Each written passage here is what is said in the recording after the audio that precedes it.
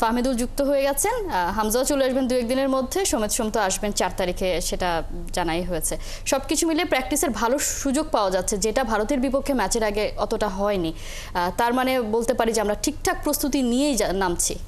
Right, এবার প্ল্যানিংটা ভালো হয়েছে। এবং ফাহমিদুলের ব্যাপারটা হচ্ছে, যখন ইন্ডিয়ার বিপক্ষে ফাহমিদুলকে খেলানো হয় নাই, সোশ্যাল মিডিয়াতে ফাহমিদুলকে নিয়ে এত কথা হয়েছে, আমি না মাঝে মাঝে অবাক হয়ে যাই যে বাংলাদেশে ফুটবল বোঝা মানুষের সংখ্যা এত বেশি, মানে তারা এত ভালো বুঝে, কেন ফাহমিদুলকে নেওয়া হয়নি? আমার কাছে মনে হয় একটা মানববন্ধন হয়ে যেত ঢাকায়। হয়েছে কিনা আমি ঠিক, মানববন্ধন হয়েছে অলরেডি। আপনার নিশ্চয়ই মনে আছে যখন বাংলাদেশ দলে কেন ফাহমিদুল আসলে যুক্ত হয়নি, তখন একটা তাবিথ আউয়ালের সাথে ওই ফ্যান গ্রুপের সদস্যরা বৈঠকও করেছে এবং তাবিথ আউয়াল তাদেরকে বলেছেন কেন আসলে নেওয়া হয়নি। মানে এইরকম ঘটনা ঘটেছে। মানে ফুটবল একটা ফ্যানেটিক অ্যাসপেক্ট থেকে দেখাটা আমার কাছে সবসময় মনে ভয়ঙ্কর।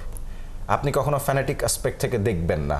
এখানে কিছুক্ষণ আগে তো আমরা চ্যাম্পিয়ন্স লিগের ফাইনাল নিয়ে কথা বলছিলাম, যে মাস্টার ট্যাকটিশিয়ান, এটা বেসিক্যালি ট্যাকটিশিয়ানের গেম। কোচ প্ল্যান করেন তার দলে কে ফিট ইন না, কাকে কখন কেন লাগবে, কি কারণে লাগবে না। মেবি তিনি ভুল চালটাল চালতেই পারেন, কিন্তু তার উপর আপনাকে ভরসা রাখতে হবে যে উনি কাকে দিয়ে কোন চালটা কখন চালতে চান। তার তখন মনে হয়েছে ফাহমিদুল তার টিমের জন্য ফিট না, বা তিনি তখন তাকে ফিট ইন মনে করেন নাই। আবার ফাহমিদুল এসছেন, একটা প্রতিবেদন আমরা দেখলাম, ফাহমিদুলের কাছে বিশেষ কিছু দায়িত্ব তার উপরে দেওয়া হয়েছে। সেই সময়টাতে কোথায় মানে মনে করেছেন কোচ, সেটা নিশ্চয়ই এখন তিনি সেটা মনে করেন না। আবার সেরা একাদশে ফাহমিদুলকে খেলানো হবে কিনা, মানে ফ্যানদের দাবির কারণেই তাকে খেলানো হবে কিনা, না মানে শেষ পর্যন্ত কাবরেরা কিভাবে তার দল সাজাবেন, এটা একদম কাবরেরার সিদ্ধান্ত। তবে দিন শেষে ফাহমিদুল, হামজা, সমিত সোমরা যখন দলে আসে, দলের মনোবল কিন্তু চাঙ্গা হয়ে যায়। যারা বাংলাদেশের হয়ে খেলছেন তারা অনেকেই বেশ ভালো ফুটবলার, কিন্তু ব্যাপারটা কি, আত্মবিশ্বাসের ঘাটতি অনেকেরই অনেক সময় ছিল।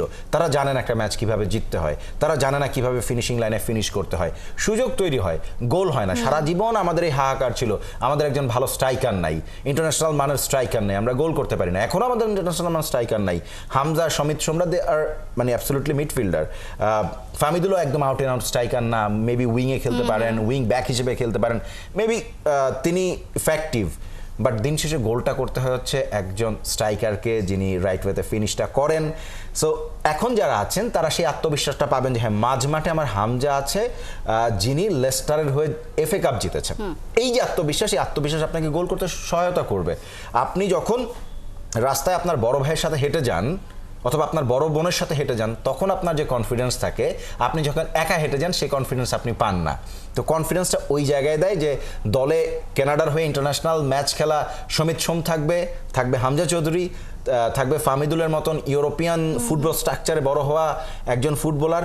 এই জিনিসটা বাংলাদেশ দলকে একটা দারুণ মনোবল দেবে। এবং এই যে ফুটবলের জোয়ারটা তৈরি হয়েছে, টিকিট কিনতে পাওয়া যাচ্ছে না, সোল্ড আউট।